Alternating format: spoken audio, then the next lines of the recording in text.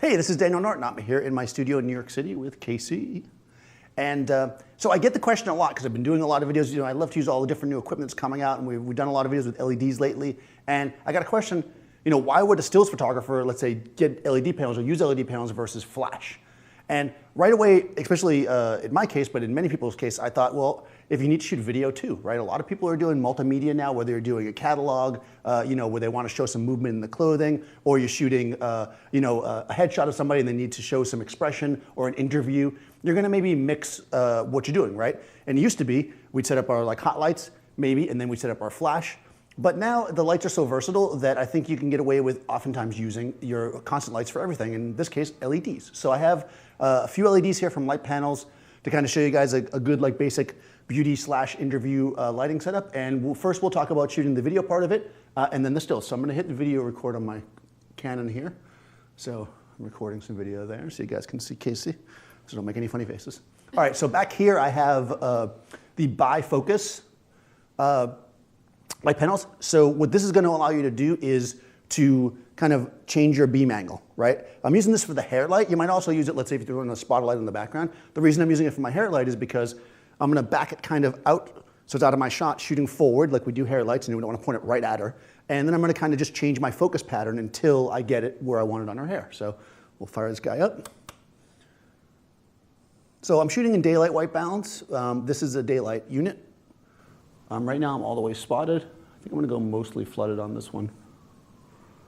And we'll get it where we like it.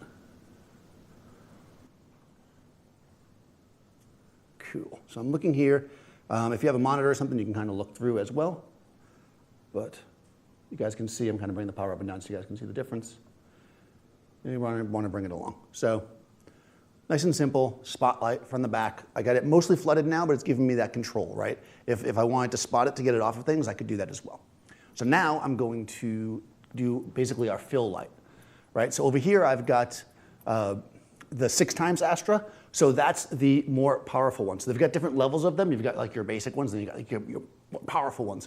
So this guy's got more oomph. So I'm using it for my fill. The reason why is because I'm bouncing my fill. Bouncing the light is going to scatter it everywhere. I'm going to need more light to do it. I'm just bouncing it off a simple reflector. If you were in a smaller space, you might be able to bounce off a wall or something. But there's a nice silver reflector bouncing it in for some specular look to the light. This one, by the way, is bicolor. And I have this one dialed into about 5600 Kelvin. So you could, if you wanted a warm fill or something, you could always warm it up a little bit. But I'm going to keep it around 56. Cool. I'm going to adjust my power until it looks good on her. Usually you're just eyeballing it. You guys can see how that comes in on her. Right about there looks good to me.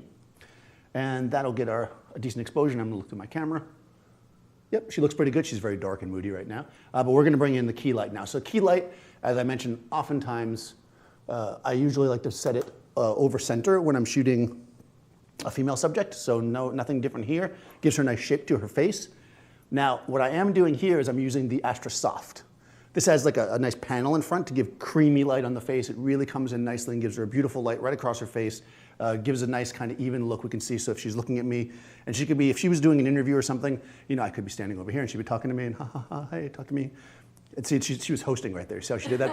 That's hosting. When you look at the lens, you're hosting. She's interviewing, she's talking to me, there we go. Okay. Right, so there we go. It makes it nice and simple, right? Really clean. So let's talk camera settings for a second. Right? So because I'm shooting 30 frames, and the reason why I'm shooting 30 frames is because the system I'm using to shoot this multicam right now for you guys is 30 frames. So I set to match that. I want to set my shutter speed at 60th of a second.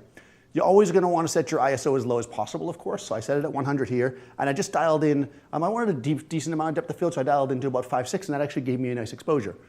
If at 5.6 it was still dark, I would give myself more ISO, since I can't really play with the shutter speed too much. You can get, most modern cameras, you can get up to 400, 800 ISO, no problem. So, and here, these are very bright lights and they're close, so it wasn't really a problem. So that's where I'm setting now. That's perfect for video. But if I'm shooting stills, number one, the background's black, so I don't need to have it in focus. And number two, I might try trying to get actual reactions from her and smiles and stuff, so she might be moving, and a 60th might give me a little bit of blur. So I kind of want to mess with my settings now. I'm going to keep the same amount of light, so that EV value, as they call it, is the same, but I'm going to kind of move my exposure triangle around a bit. I'm also going to switch lenses. So I'm at 50 millimeter right now because that's, for video, that's pretty common to use a normal lens for this kind of thing. I'm going to switch to my 85 though, because for a portrait, I often like to use a slightly longer lens. This is the 85 millimeter, 1.2. Canon, obviously. Okay, cool, that's up. I'm going to switch to stills mode. I'm going to plug in, I'm tethering into capture one here. So whenever you're shooting, obviously in a situation like this especially, tethering is really going to be helpful to you because you can see the shots right away, they can see them right away, and then they can be like, oh my God, the shots are so great, I love them. Or they can say they suck, which could also happen, but hopefully it's not going to happen. All right, so we're going to wait for that thing to fire up. Over here in capture one. Yep, I'm up. Okay, so again, I'm at 60th of a second, 100 ISO, 5.6. I know I want more shutter speed, so I want to go, I think, 250. That way she can move around and stuff and express if she wants to. And if I do my math, I should go to 2.8. So a simple way to do this, if you don't can do the math in your head, your camera is going to, remember, everything lines up, right? So your camera clicks. So if I bring my shutter up, in this case they're in thirds, so I brought my shutter up 6 clicks, I can bring my aperture open 6 clicks, and it balances out. All right, so we'll take a look. I'm obviously closer to her now because I have the 85, so I'm going to back up a little bit. Remember, compression is based on where you stand, so I'm going to get nicer compression by backing up.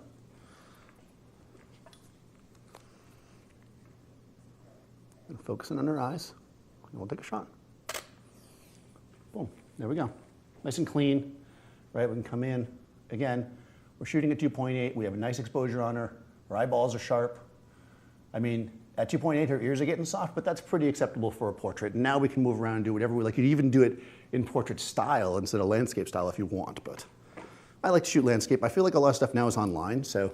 And also if you want to use it as a thumbnail for a video. Also, I'm going to get in and chop off the top of her head a little bit, which I love to do, and you guys can all make comments about that. Good. All right, so there we go. Okay, so we'll shoot a few like this. Boom, boom, beautiful eyes, nice. She can look around, she can be like, oh my God, I'm throwing my hair around, and I'll still stop her, because at 250, that's pretty good, right? I mean, again, 250 is not crazy, crazy fast, but it's fast enough to stop most things, so you should be able to take some nice shots like that. Boom, like that. Okay, one more with your hair fixed and looking at me. This is what we can use as a thumbnail and get lots of views. There we go, good, perfect. Nice. And of course, I'm raw, so I can do, whatever I like if I want to come in and mess with it. Okay, so that looks cool. So now what we'll do is we'll shoot a few more, so we have a good thumbnail, so you guys will watch this. Although you already are watching, whatever. All right, so here we go. I'm going to focus here, take a couple shots. Nice. Good, like that, as easy as that. Nice. Oh, see, I like what you did there. She looked down, and then she looked up. That's like a good technique. I'm going to look down, and then I'll look up. There we go. Fix your hair. You have the same problem that I have with the hair, except yours, you have more of it. My hair does that too in my face. Together. All right, so, but yeah, so as you can see at 250, right, because we want to catch the action, we want to do all this stuff. But again, going back to the original concept here, like why would you want to, or should photographers maybe use constant light sources?